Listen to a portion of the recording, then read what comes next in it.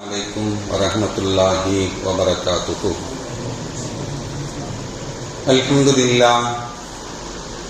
الحمد لله رب العالمين، والصلاة والسلام على أشرف المرسلين وعلى آله وصحبه أجمعين، أما بعد، فقد قال الله تعالى في القرآن العظيم والفرقان المجيد: أعوذ بالله من الشيطان الرجيم، بسم الله الرحمن الرحيم. ضربت عليهم الذلة أينما ثقفوا إلا بحبل من الله وحبل من الناس. رب اشرح لي صدري ويسر لي أمري واحلل عقدة من لساني يفقهوا قولي. اللهم صل على سيدنا محمد، اللهم صل عليه وسلم. கண்ணியத்திற்கும் மரியாதைக்கும் உரிய அல்லாஹுவின் நல்லடியார்களே, அருமையான சகோதர பெருமக்களே, அருமை நாயகம் ஹஜ்ரத் ஸல்லல்லாஹு அலைஹி வஸல்லம் உடைய நற்பாக்கியம் நிறைந்த நல்லும்மத்துமார்களே, அருமையான பெருமக்களே, எந்த விஷயத்தை கேட்க இருக்கிறோமோ அந்த விஷயத்தின்படி அமல் செய்யக்கூடிய பாக்கியத்தினையும், கேட்ட விஷயங்களை பிறருக்கு எட்டி வைக்கக்கூடிய பாக்கியத்தினையும் அல்லாஹ் நம் அனைவருக்கும் வழங்கிடுவானாக. நம்முடைய வாழ்நாட்களை அல்லாஹ் ஆரோக்கியமான வாழ்நாட்களாக ஆக்கி தருவானாக. மருத்துவமனைகளுக்கு செல்லாத காலங்களாக ஆக்கி தருவானாக. மருத்துவமனை செலவினங்களிலிருந்து அல்லாஹ் நம் அனைவரையும் முழுமையான முறையில் பாதுகாப்பானாக. எல்லா விதமான ஆபத்துகள், விபத்துகள், பலாய், முசீபத்துகள், பரவக்கூடிய தொற்று நோய்கள், அனைத்து விதமான பாவ செயல்களிலிருந்தும் அல்லாஹ் நம் அனைவரையும் முழுமையான முறையில் பாதுகாத்து நிம்மதியான, அமைதியான, ராகத்தான, சந்தோஷமான, மகிழ்ச்சியான வாழ்க்கையை இந்த உலகத்திலும் நாளை மறு உலகத்திலும் அல்லாஹ் அளவில்லாமல் வழங்கிடுவானாக. நம்முடைய ஹலாலான ஹாஜத்துகள் அனைத்தையும் அல்லாஹ் நிறைவேற்றி தந்தரல் புரிவானாக என்று துஆ செய்து துவங்குகிறேன். அருமையான பெருமக்களே,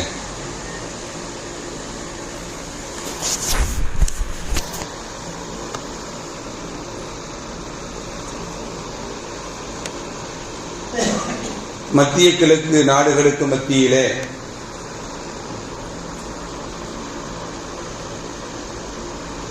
ஏற்பட்டிருக்கக்கூடிய போர் பதட்டங்கள்,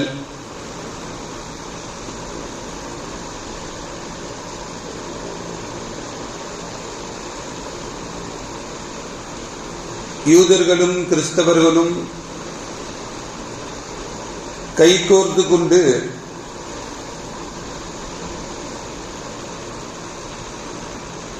கலிமா சொன்ன பெருமக்களை தாக்கக்கூடிய நிலைப்பாடுகள் எல்லாம் முஸ்லிம்கள், முஸ்லிம் நாடையே தாக்கக்கூடிய நிலைப்பாடுகள் எல்லாம் நாம் கவனித்து பார்த்து கொண்டிருக்கிறோம்.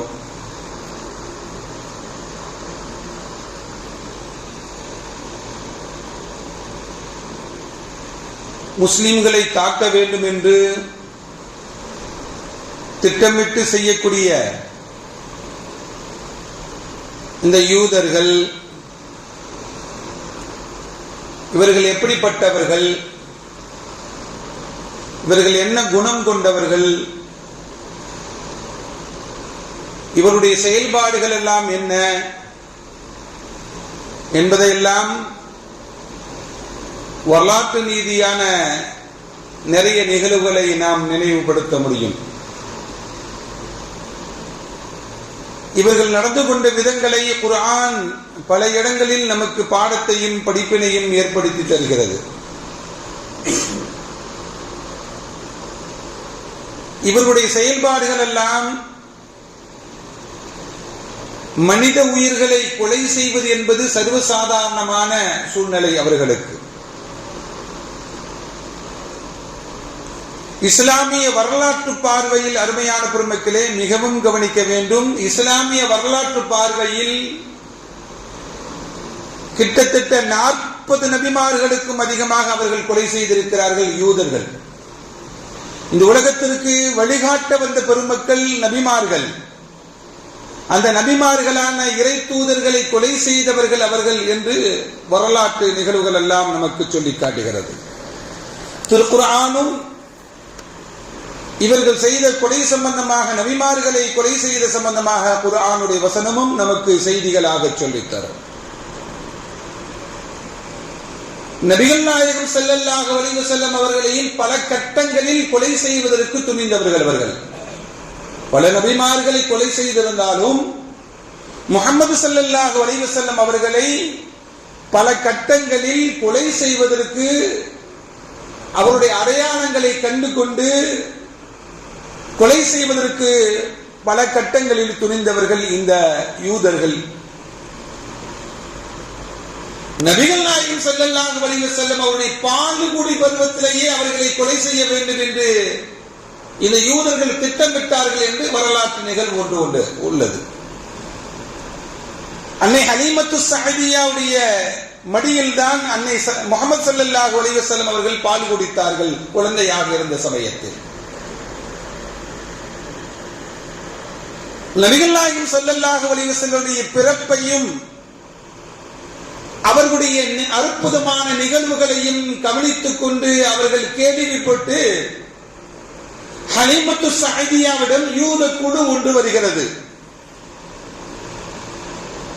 பாலூட்டிக் கொண்டிருக்கக்கூடிய அந்த சவிலித்தாயான அன்னை ஹலீமத்து ஸஅதியா ரலியல்லாஹு தஆலா அன்ஹா அவர்களிடத்துல அந்த யூத குழுக்கள் வந்து கேட்கும், அயதீமுன் ஹுவ, இந்த குழந்தை பாலு குடிக்கக்கூடிய இந்த குழந்தை அனாதை குழந்தையா என்று கேட்கிறார்கள். அயதீமுன் ஹுவ, இந்த நீங்கள் பாலூட்டக்கூடிய இந்த குழந்தை யதீமான அனாதையான குழந்தையா என்று கேட்கிறார்கள். ஏனென்றால் இறுதி நபியாக வரக்கூடியவர்கள் அவர் அனாதை என்பதை மூன்வேதங்களில் சொல்லப்பட்டிருக்கிறது. அந்த மூன்வேதங்களை படித்த அந்த யூதர்கள் எல்லாம் கடைசி நபியாக இருக்கக்கூடியவர்கள் அரபுலகத்திலிருந்து வரக்கூடியவர்களாக இருக்கக்கூடாது, நம் யூத சமுதாயத்திலிருந்து வரக்கூடியவர்களாக தான் இருக்க வேண்டும் என்று அவர்கள் விரும்பியதனால், இப்படி ஒரு குழந்தை பிறந்து விட்டால் நம்ம அழித்து விட வேண்டும் என்று கங்கணம் கட்டிக்கொண்டு அன்னை ஹலீமத்து ஸஅதியாவிடம் வராங்க. அன்னை ஹலீமத்து ஸஅதியா சொன்னாங்க, இந்த குழந்தைக்கு நான் தான் தாய், இந்த குழந்தைக்கு நான் தான் தாய், நான் தான் பால் ஊட்டுகிறேன், எனது குழந்தைக்கு நான் பால் ஊட்டுகிறேன் என்று அன்னையார் உண்மையை சொல்வதற்கு மறுத்து விட்டார்கள். அந்த யூதர்கள் எல்லாம் சொன்னாங்க, லவ் குல்தி யதீமன் லகதல்னாஹு, நீங்க மட்டும் யதீம் அனாதை குழந்தை என்று நீங்க சொல்லி இருந்தீர்கள் என்றால் லகதல்லாஹு, இந்த குழந்தையை நாங்கள் இப்பொழுது கொண்டிருப்போம் அப்படின்னு சொன்னாங்க பதிலாக. அருமையான பெருமக்களே, குழந்தை பருவத்திலேயே முஹம்மது ஸல்லல்லாஹு அலைஹி வஸல்லம் அவர்களை கொலை செய்வதற்கு துணிந்த கூட்டம் தான் இந்த யூத கூட்டத்தார்கள். நபிகள் நாயகம் ஸல்லல்லாஹு அலைஹி வஸல்லம் அவர்கள் 12 வயது இருக்கவும் வியாபார ரீதியாக சிரியாவுக்கு செல்கிறார்கள். தன்னுடைய தந்தையுடன் பிறந்தவர்களுடன் வியாபார ரீதியாக சிரியாவுக்கு சென்ற சமயத்தில் நபிகள் நாயகம் ஸல்லல்லாஹு அலைஹி வஸல்லம் வெயிலுக்காக வேண்டி ஒரு கிறிஸ்தவ ஆலயத்தின் பக்கமாக ஊதுகிறார்கள். கிறிஸ்தவ ஆலயத்தின் பக்கம் ஒதுங்கும் பொழுது அந்த ஃபாதர் இவரை கண்டு கொள்கிறார். முஹம்மது ஸல்லல்லாஹு அலைஹி வஸல்லம் அவர்களை 12 வயது பையனை உற்று கவனிக்கிறார். உற்று கவனித்து அவரிடமிருந்து சில அடையாளங்களை பெற்றுக் கொள்கிறார். இறுதி நபியுடைய அடையாளத்தை அவர் முன்வேதத்தில் படித்திருந்ததனால் அந்த பாதிரியார், சிரியாவுடைய பாதிரியார் முஹம்மது ஸல்லல்லாஹு அலைஹி வஸல்லம் அவரிடத்தில் அந்த அடையாளங்களை கண்டதனால் யாருடன் இந்த 12 வயது முஹம்மது ஸல்லல்லாஹு அலைஹி வஸல்லம் வந்தார்களோ அவருடைய தந்தையுடைய சகோதரரிடம் கூப்பிட்டு சொல்லுகிறார், இவர் யார்? இந்த குழந்தை 12 வயது பையன் யார்? என்னுடைய சகோதரனுடைய பையன் அவரு அப்படின்னு சொன்னார். இந்த குழந்தையை நீங்க, இந்த பையனை நீங்க பத்திரமா உங்க ஊருக்கு அழைச்சிட்டு போயிடுங்க. யூதர்கள் மட்டும் இவரை பார்த்தார்கள் என்றால் கொலை செய்து விடுவார்கள் என்ற ஒரு எச்சரிக்கையும் கிறிஸ்தவ பாதிரியார் என்ன பண்றாரு, 12 வயதாக இருக்கும் பொழுது முஹம்மது ஸல்லல்லாஹு அலைஹி வஸல்லம் உடைய நுபுவத்தினுடைய வெளிப்பாடாக, என்னதான் நுபுவத் அப்பயே கிடைச்சிச்சு, 40 வயசுல தானே நபித்துவம் கிடைக்குது.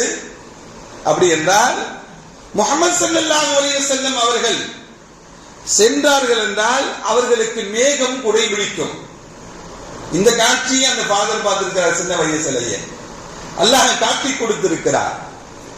அருமையான பெருமக்களே, இப்படி 12 வயதில் ஒரு கட்டத்தில் அவர்களுக்கு சிரமம் ஏற்படும் பொழுது ஒரு எச்சரிக்கையை சொல்லி இவரை ஊருக்கு சீக்கிரம் கூட்டிட்டு போயிடுங்க சொன்னார். அருமையான பெருமக்களே, நபிகள் நாயகம் ஸல்லல்லாஹு அலைஹி வஸல்லம் அவர்கள் மதீனாவுக்கு வந்த பிறகும், முஹம்மது ஸல்லல்லாஹு அலைஹி வஸல்லம் அவர்கள் மதீனாவுக்கு வந்த பிறகும் சில முயற்சிகளை, கொலை முயற்சிகளை செய்தார்கள்.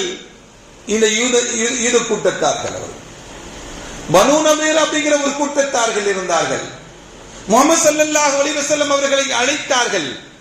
எதற்காக வேண்டி அழைத்தாங்க அப்படின்னா, பேச்சுவார்த்தை நடத்துவோம் நமக்கு மத்தியில என்று அழைத்தார்கள். அழைத்து வந்து அவர்கள் மீது ஒரு பாறையை உருட்டி விட்டு அவர்களை கொலை செய்வதற்கு முயற்சி செய்த சமயத்தில் ஜிப்ரைல் அலைஹிஸ்ஸலாம் வந்து, யா நபி அல்லாஹ், அல்லாஹ்வின் தூதர் ஸல்லல்லாஹு அலைஹி வஸல்லம் அவர்களே, இந்த கூட்டத்தார்கள் உங்களை கொலை செய்வதற்கு முயற்சி செய்கிறார்கள், பாறையை உருட்டி கொலை செய்வதற்கு முயற்சி நடக்கிறது, இங்கிருந்து நீங்க கிளம்பிடுங்க.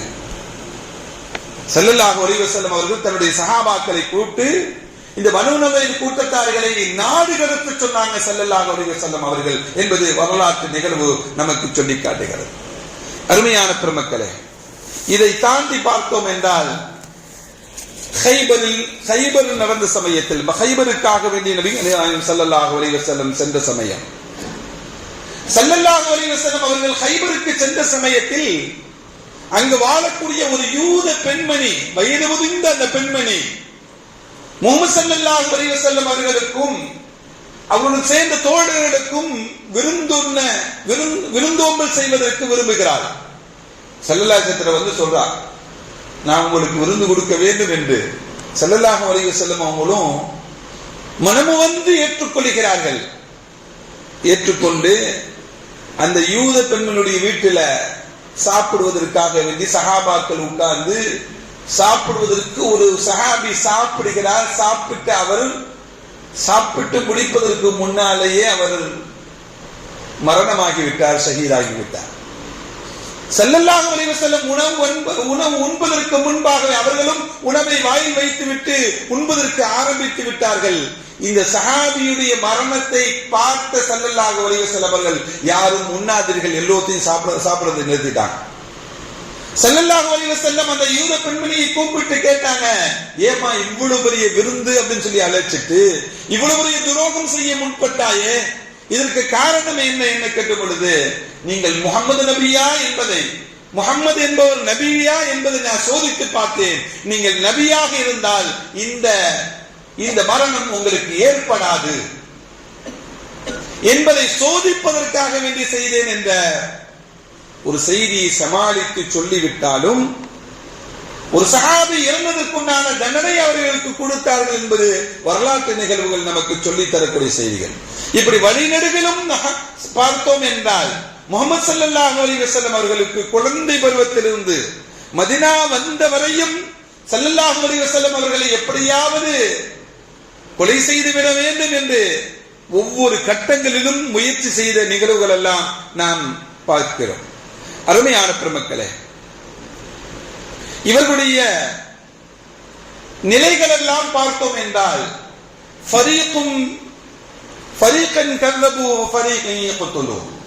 இவங்க என்ன பண்ணுவாங்க என்பதை அல்லாஹ் திருக்குர்ஆனில நமக்கு சொல்லி காட்டக்கூடிய சமயத்தில் இப்படி சொல்லுவார்,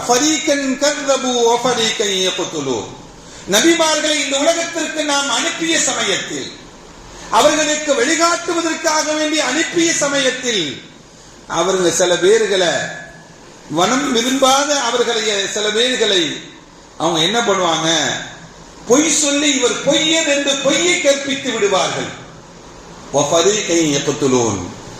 சில பேர்களை அவர்கள் கொலையே செய்து விடுவார்கள் என்றெல்லாம் திருக்குர்ஆன் நபிமார்களை கொலை செய்தது சம்பந்தமாக திருக்குர்ஆன் நமக்கு சொல்லி காட்டுகிறது என்றால், அருமையான பெருமக்களே, இப்படி இவர்கள் இந்த யூத கூட்டத்தார்கள் நபிமார்களை கொலை செய்வதற்குண்டான காரணங்களை செய்வார், அந்த செயல்களை செய்வார்கள்.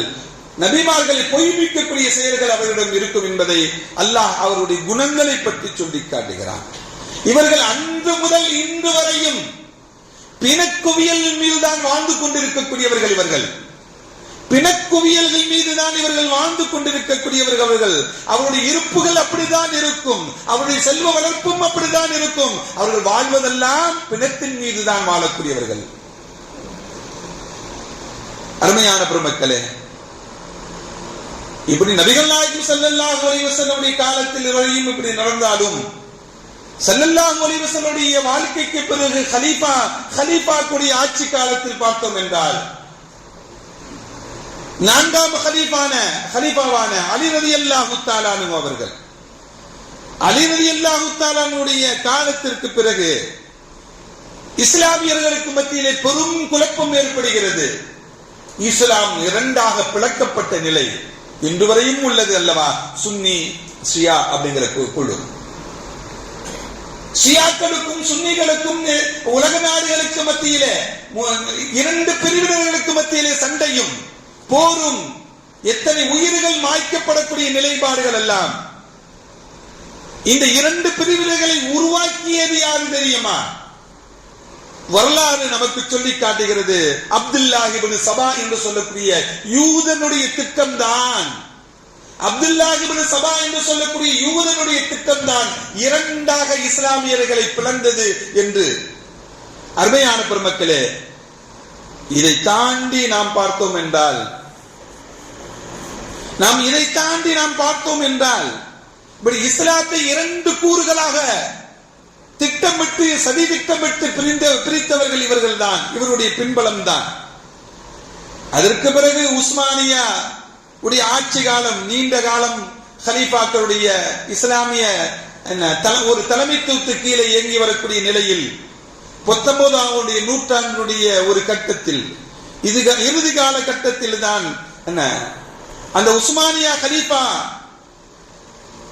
உடைய காலத்துல தான் ஐரோப்பிய பகுதியில அடி வாங்கி கொண்டு அவர்களுக்கு நாடு இல்லை, இடம் இல்லை பரிதவிக்கக்கூடிய சமயத்துல பாலஸ்தீனில் நாங்க தங்கணும், எங்களுக்கு இடம் கொடுங்க, எங்களுக்கு அது புனிதமான நகரம் என்று உஸ்மானியா கலீஃபாவிடம் அனுமதி கேட்கும் பொழுது உஸ்மானியா கலீஃபா அதுக்கு மறுப்பு தெரிவித்து விடுகிறார்.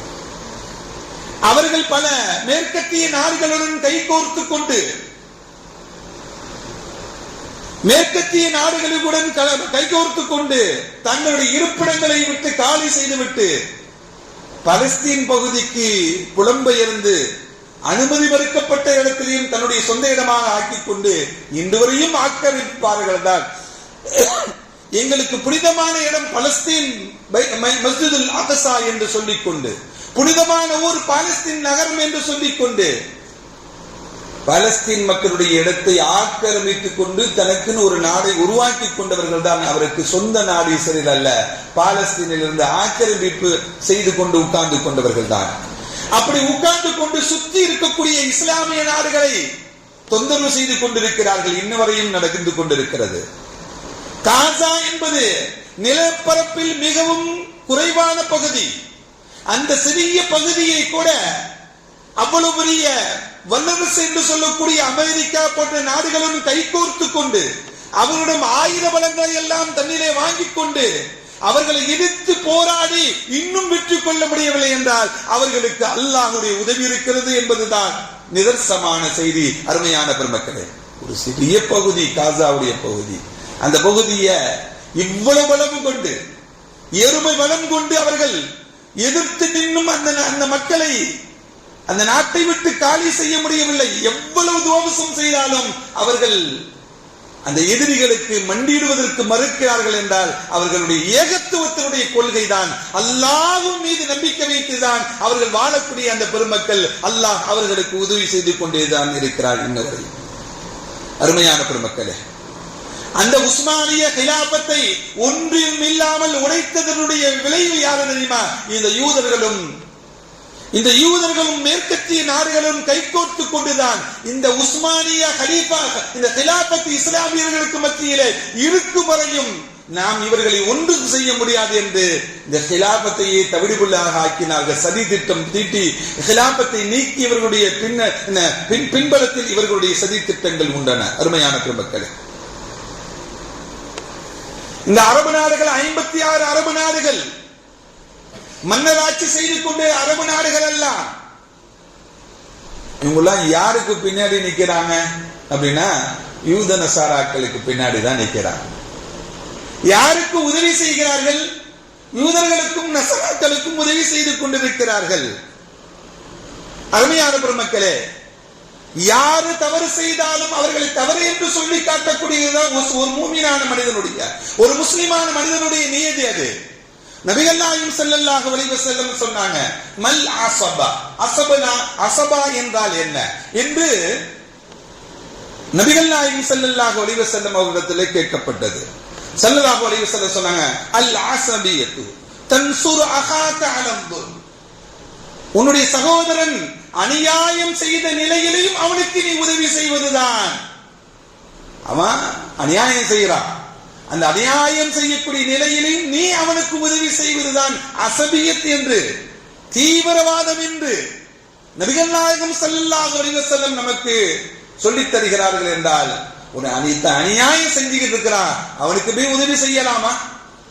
யூதன் என்பவன் நமக்கு எதிரானவன், எப்பவும் சதி திட்டம் தீடி இஸ்லாத்தையும் இஸ்லாமியர்களையும் பழிவாங்க வேண்டும் என்று துடிக்கக்கூடியவன் அவன்.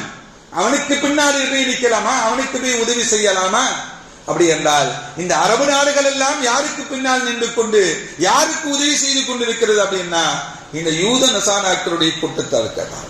அருமையான பெருமக்களே, காசாவை அடித்து நொறுக்கி நகரமே பாரம்பரியமான நகர், உயர்வான நபிமார்கள் வாழ்ந்த அந்த பூமியை ஒன்றுமில்லாத சின்ன பின்னமாக ஆக்கியதற்கு பிறகு இன்னைக்கு இஸ்ரேல அடித்து வலுவான ஈமானுடைய அந்த பெரும் தலைவரை கொன்று விட்டார்கள். கொன்று விட்டால் நாடு நம்ம கைக்கு மத்தியில நாம அங்கு ஒரு நல்ல நிர்வாக, அங்குள்ள ஒரு அரசரை, அங்குள்ள ஒரு பிரதமரை நியமித்து நமக்கு வாழாட்டக்கூடிய ஒரு நாடாக ஆக்கிவிடலாம் என்று திட்டம் தீட்டினாங்க. தலைவர் இறந்த பிறகு அவர் அடுத்த தலைவரை நியமித்து அவர்கள் இன்னும் போராடி கொண்டிருக்கிறார்கள். அருமையான பெருமக்களே, இப்படி இஸ்லாமியர்களுக்கு எதிராக இஸ்லாமியர்களை வைத்து உதவி செய்வது என்ற யூத நசாராக்களுடைய திட்டங்களை அரபு நாடுகள் எல்லாம் விழித்துக் கொள்ள வேண்டும் என்பதுதான் நம்முடைய கோரிக்கை. அருமையான பெருமக்களே, அரபு நாடு சவுதி அரேபியா 2030 அப்படின்னு சொல்லக்கூடிய 2030 ஒரு விசன் அப்படிங்கிற ஒரு அறிவிப்பை அறிவித்து என்னென்னலாம் நாட்டில் நடக்குது தெரியுமா? இஸ்லாமிய நாடாக குர்ஆன் வகையிறங்கிய பூமியான 2 ஹரமுகளை கொண்ட அந்த அரபு நாடான சவுதி அரேபியாவில் எதெல்லாம் இஸ்லாத்தினுடைய பார்வையில் ஹராமோ, எதெல்லாம் தடுக்கப்பட்டதோ, அல்லாஹ் ரசூல் தடுத்தார்களோ, எதையெல்லாம் அவர்கள் விரும்ப மாட்டார்களோ அதெல்லாம் 2030 என்ற விசனுடைய அடிப்படையில் அவங்க என்னென்னலாம் கொண்டு வர்றாங்க தெரியுமா? இன்னைக்கு எவ்வளவு பெரிய பாவ செயல்கள் எல்லாம் அவர்கள் ஏற்படுத்தி கொண்டிருக்கிறார்கள் தெரியுமா? அருமையான பெருமக்களே, அவர்கள் செய்யக்கூடிய இன்னைக்கு தியேட்டர் ஓபன் ஆயிடுச்சு. சினிமா தியேட்டர் எங்க ஆயிடுச்சு? அரபு நாட்டில் உருவாயிருச்சு. சவுதி அரேபியாவில் ரியாத்துல பாரு, சரக்கடிக்கிறதுக்கு, மது அருந்துவதற்கு பாரு, கிளப், பெண்கள் எல்லாம் அரைகுறை நிர்வாணத்தின் ஆடைகளுடன் சுற்றித் திருவதற்குண்டான நிலைப்பாடுகள், இதெல்லாம் முகமது பின் சல்மானுடைய 2030 விசன். அது இவ்வளவு அனாச்சாரங்களையும் மார்க்கத்தால் தடுக்கப்பட்ட விஷயங்கள் எல்லாம் இன்று நடந்து கொண்டிருக்கக்கூடிய நிலைப்பாடுகள் எல்லாம். அருமையான பெருமக்களே, இப்படி இஸ்லாமிய நாடுகள் என்ன யூதர்களுக்கும் நசாராக்களுக்கும் பின்பலமாக அவர்களுக்கு உதவி செய்து கொண்டிருக்கிறது. அவர்களுடைய முஸ்லாமிய நாடுகளில் அமெரிக்காக்குண்டான படைகள் தங்குவதற்கும், ஏன்னா அவங்க நாட்டை பாதுகாக்கிறாங்களாம். அப்படிங்கிற அவங்களுக்கு மத்தியில் ஒரு அக்ரிமெண்ட் இருந்தாலும் புனித பூமியில் வாழக்கூடிய காசாவில் நடக்கக்கூடிய அந்த நிகழ்வுகளுக்கு யாரும் எந்த எதிர்ப்பும் தெரிவிக்கவில்லை. அங்குள்ள மக்கள் எல்லாம், அந்த குழந்தைகள் எல்லாம் என்ன தவறுகள் செய்தார்கள்? அவர்கள் களிமா சொன்னதனுடைய விளைவுதானே அவர்கள் அடிக்கிறார்கள். கொலை செய்யப்பட்ட பச்சிளம் குழந்தைகள், ஹாஸ்பிட்டல்கள் மீது போட்ட குண்டு மலைகள், அவர்களுக்கு கொடுக்கக்கூடிய உணவிற்கும் தண்ணீருக்கும் தட்டுப்பாடுகள், அதை தடை செய்த நிகழ்வுகள், ஆயிரக்கணக்கான பெண்மணிகள் இன்று விதவைகளாக இருக்கிறார்களே, அதற்கெல்லாம் ஒரு கண்டனம் கூட தெரிவிக்காத இஸ்லாமிய நாடுகள். அவர்களும் உங்களை போட்டு இஸ்லாத்தை ஏற்றுக்கொண்டவர்கள் தானே, அவர்களும் உங்களை போட்டு கலிமா சொன்ன பெருமக்கள் தானே. நீங்கள் எப்படி புனித பூமியிலே வாழுகிறீர்களோ அதே போன்ற சிறந்த ஒரு பூமியில் வாழக்கூடிய புனித பூமி, அதுவும் புனித பூமி தான். அது அல்லாஹ்வுடைய பார்வையில் 3 பள்ளிவாசல்கள் சிறந்த பள்ளிவாசல்கள். ஒன்னு கஅபத்துல்லா, இன்னொன்னு மஸ்ஜிது நபவி, இன்னொன்னு மஸ்ஜிதுல் அக்ஸா, பாலஸ்தீனில் இருக்கக்கூடியது. அப்படி புனித பூமியில் வாழக்கூடிய, சுற்றி வாழக்கூடிய மக்களை அடித்து துவம்சம் செய்கிறார்களே இஸ்லாத்தினுடைய எதிரிகள். இவர்களை எல்லாம் பார்த்து கொண்டு இஸ்லாமிய நாடுகளாக இருக்கக்கூடியவர்கள் ஏன் இவ்வளவு கள்ள மௌனம்? அருமையான பெருமக்களே, ஒரு கட்டத்தில் எல்லாம் கஅபத்துல்லாவுடைய மிம்பரில் ஏறி இமாம்கள் கர்ச்சிப்பார்கள். யூதர்களுக்கு எதிராக கர்ச்சிக்கக்கூடிய வார்த்தைகள் எல்லாம் உண்டு. கஅபத்துல்லாவுடைய அந்த வாசலில் மிம்பரில் நின்று கொண்டு யூதர்களுக்கு எதிராக ஃபதுவா செய்வாங்க. யா அல்லாஹ், அந்த யூத நசராக்களை அழித்து விடுவாயாக என்ற வார்த்தைகளை கொண்டு அவர்கள் செய்யக்கூடிய ஃபதுவாக்கள் கொண்ட துஆக்கள் எல்லாம் அதெல்லாம் எங்கே காணாமல் போய்விட்டது என்று அதுக்கும் தடை விதிக்கப்பட்டிருக்கிறது. அருமையான பெருமக்களே, ஈரானில் 165 குழந்தைகள், பெண் பிள்ளைகள் யூனிஃபார்முடன், புத்தக பையுடன் கொன்று குவிக்கப்பட்ட அந்த காட்சி உங்களுடைய உள்ளங்களை எல்லாம் உருக்கவில்லையா? உங்களுடைய உள்ளங்களை உருக்கவில்லையா? உலக நாடுகள் எல்லாம் கண்டனங்களை தெரிவித்த பொழுது இஸ்லாமிய நாடுகளாக இருக்கக்கூடியவர்கள் ஒரு கண்டனம் இல்லையே. அருமையான பெருமக்களே, இப்படி அரபு நாடுகள் இப்ப கூட சமீபத்தில் கூட ஒரு 5-6 நாளைக்கு முன்னாடி ட்ரம்ப் பேசுறான். முகமது பின் சல்மான் அவர் என்னுடைய பின்பகுதியை நக்கி கொண்டிருக்கிறான்னு சொல்றான். கேவலமான வார்த்தை, அருவருப்பான வார்த்தை, வாய் கூசக்கூடிய வார்த்தை, சொல்லக்கூடிய வார்த்தை அல்ல. மிம்பருடைய மேடையில் இருந்து கொண்டு எழுதக்கூடியவர்கள் கூட அந்த வார்த்தையை சுருக்கி எழுதுகிறார்கள். என்ன நடக்கு தெரியுமா? அங்குள்ள ஒரு மூத்த பேரறிஞர் முஃப்தி கூட என்ன பண்றாருன்னா, அப்படி நக்கினாலும் முஸ்லிம்களை பாதுகாக்குதான் அவர் இந்த செயலை செய்கிறார் சொல்லி வக்காலத்து வாங்கக்கூடிய மார்க்க அறிஞர்கள். அல்லாஹ் பாதுகாக்க வேண்டும். அருமையான பெருமக்களே, இதெல்லாம் நினைக்கும் பொழுது